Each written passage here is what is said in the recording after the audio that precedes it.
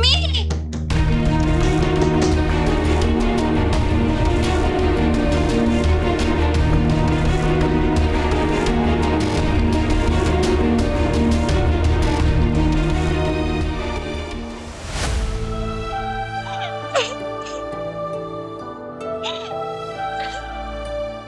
क्या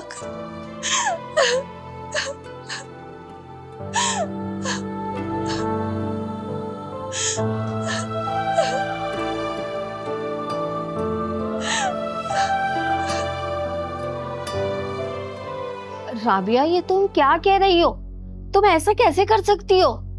अब मैंने क्या कर दिया अम्मा? तुमने मुझसे पूछे बगैर लड़के वालों को आज क्यों बुला लिया? क्यों? क्या बुराई है इस रिश्ते में? इकलौता लड़का है, माँ बीमार है, बहनें अपने अपने घरों वाली हैं, अच्छा कारोबार है, अच्छा घर है, और क्या चाहिए आपकी लाडली को? लड़के की तालीम कितनी कम है और उम्र में भी मेरी ईमान से कितना बड़ा है, और तुम कह रही हो कि ईमान की जोड़ का है वो?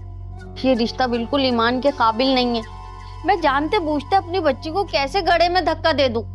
देखिए अम्मा, मैं साफ अल्फाजों में आपको बोल रही हूँ, अरशद 1 हफ्ते में ईमान की शादी करना चाहते हैं। अगर आपने इस रिश्ते में कोई भी रुकावट डालने की कोशिश की तो आगे की जिम्मेदार आप खुद होंगी।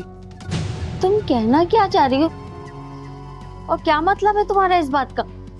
अम्मा, मैं सिर्फ इतना कहना चाहती हूँ कि जितनी जल्दी ईमान की शादी हो जाएगी वो इस लड़के को भूल जाएगी, और इसी में इसकी भलाई है। और वैसे भी अम्मा, आप दोनों माँ बेटी किस खुशफहमी में है कि वो अमीर ज़्यादा अपने महल छोड़ के इस झोपड़पट्टी में आपकी बेटी को बयाने आएगा? कभी नहीं। वो हमारी ईमान को वर्गलाएगा और उससे कोर्ट मैरिज कर लेगा। आप क्या चाहती हैं कि हमारे खानदान के माथे पे ये जिल्लत का दाग हमेशा सजा रहे? अम्मा, मेरी बात आप समझ लें और ईमान को भी समझा दें। शाम को रिश्ते वाले ईमान को देखने आ रहे हैं। ईमान को बोलें कि तैयारी कर ले।